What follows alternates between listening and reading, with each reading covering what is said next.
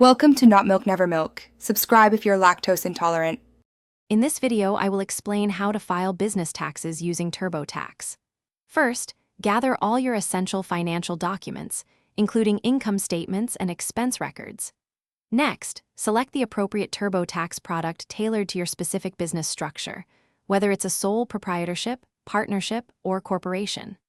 Finally, familiarize yourself with your business's total income and all eligible deductible expenses to ensure accurate reporting. This preparation is key for a smooth filing process. Understanding the correct tax forms is crucial for your business.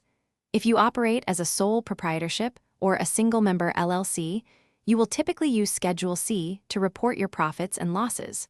For partnerships, Form 1065 is required, while S corporations file Form 1120S.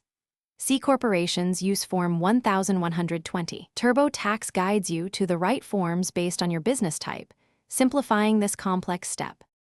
Once you have your forms, it's time for data entry. Carefully input all your income and expense figures into the corresponding sections within TurboTax. The software's guided interview process will prompt you for necessary information, helping ensure no details are missed.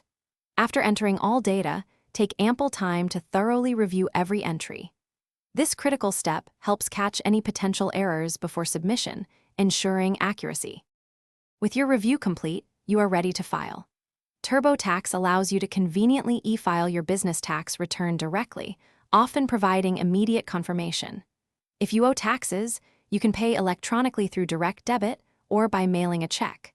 Remember to save digital and physical copies of all your filed documents, including supporting schedules, for at least 3 years. This ensures you have records for future reference or audits. Thanks for watching. If this was helpful, leave a like and consider subscribing. See you next time.